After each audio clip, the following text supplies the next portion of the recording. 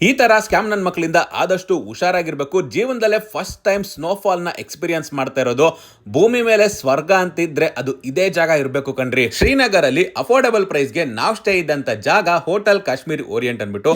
Welcome to Bengaluru to Kashmir road trip ನ day 7 part 1 ಗೆ.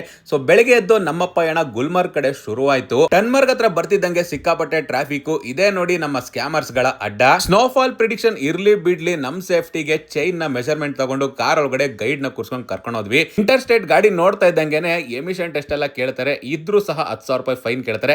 500 ರೂಪಾಯಿ ಕೊಟ್ಬಿಟ್ಟು ಮೇಲೆ ಬಂದ್ವಿ. ಬರ್ತಾ ಇದ್ದಂಗೆ ಈ ಸ್ವೀಟ್ ನ ಟ್ರೈ ಮಾಡ್ಬೇಕು ಅನ್ಸ್ತು. ಸೊ ಟ್ರೈ ಮಾಡಿದ್ಮೇಲೆ ಫಿದಾ ಆಗ್ಬಿಟ್ಟೆ, ಅಷ್ಟು ಸಖತ್ತಾಗಿತ್ತು.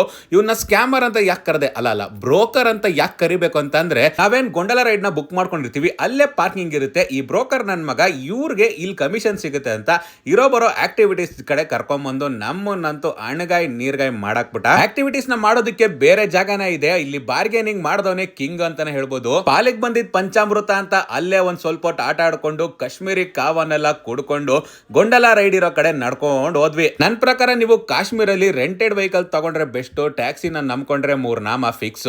ನನ್ ಮಗಳಂತೂ ಸಿಕ್ಕಾಪಟ್ಟೆ ಎಂಜಾಯ್ ಮಾಡಿದ್ಲು. 2.5 ವರ್ಷ ಮಗುನ ನಾವು ಆರಾಮಾಗಿ ಕರ್ಕೊಂಡ್ ಬಂದಿದೀವಿ. ಇನ್ನು ನೆಕ್ಸ್ಟ್ ವಿಡಿಯೋದಲ್ಲಿ ಗೊಂಡಲ ರೈಡ್ ಟೈಮಿಂಗ್ಸ್ ಮತ್ತೆ ಅದ್ರ ಬಗ್ಗೆ ಡೀಟೇಲ್ ಆಗಿ ಹಾಕ್ತೀನಿ, ಮಿಸ್ ಮಾಡದೆ ನೋಡಿ.